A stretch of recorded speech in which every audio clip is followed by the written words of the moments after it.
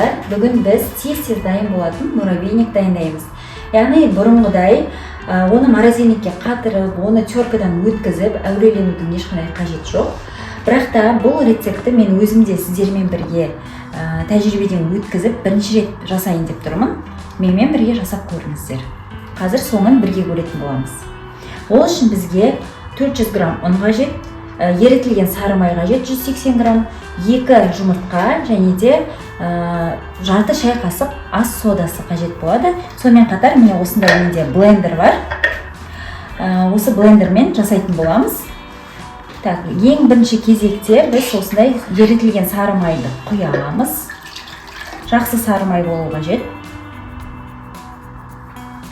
Оның үстіне 2 жұмыртқамызды жарып саламыз.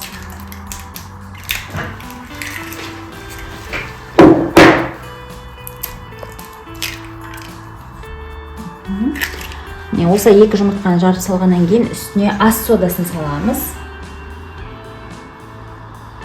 Одан кейін 400 грамм ұнымызды салып, қасық алу керек. Осылай барлығын бірге блендерға саламыз да. Менің блендерімнің өлшемі мынандай кішкентай болғандықтан мен бірінші кішкене араластырып аламын, одан кейін тағы мына ұнды салатын боламын. Қазір блендерді қосып араластырамыз.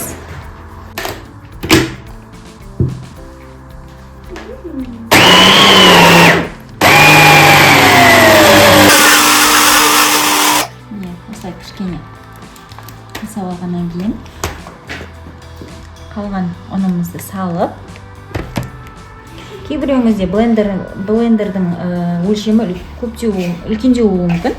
Сол кезде барлығын бірге сала бересіздер ғой.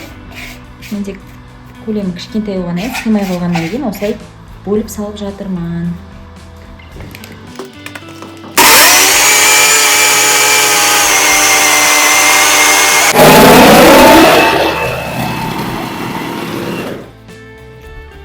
Міне, осындай болып бөлініп түсу қажет қазір. Көріп тұрсыздар ғой. Осындай болып өзі түседі. Осыны осылай орналастырамыз.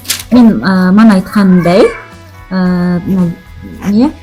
тестоменде деген маған сыймай қалды блендерға.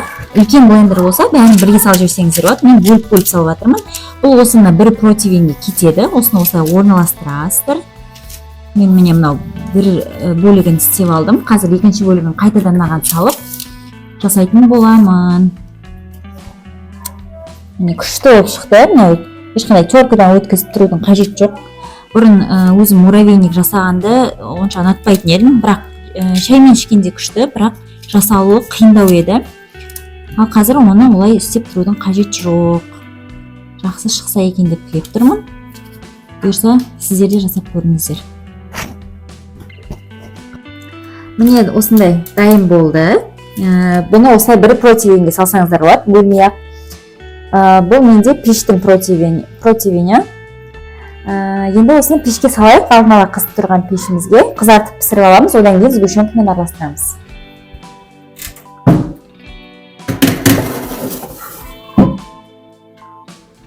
Міне біздің муравейнигіміз дайын болып қалды. Осылай қызарғанша пісіріп аласыздар. Және де осындай шұңғылдау ыдысқа барлығын салып, үстіне бір банка сгущенканы құйып, жақсылап араластырып аласыздар.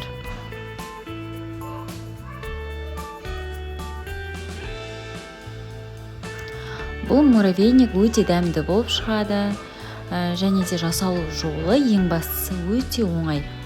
Негізі көп дәмді тамақтардың жасалу жолына көп уақытымыз кетіп қалып жатады, иә. Ал бұл жерде көп уақытымыз кетпейді. Және де шайға өте күшті кетеді. Жасап көріңіздер сіздерде.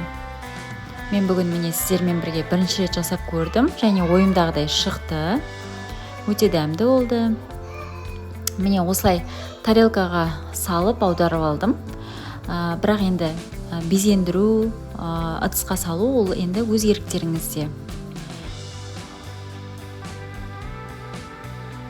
үстіне мак немесе шоколад құйып, ертіп құйып әрлесеңіздер болады. Міне мен жеп көріп жатырмын. Өте дәмді шықты. Сіздер де жасап көріңіздер.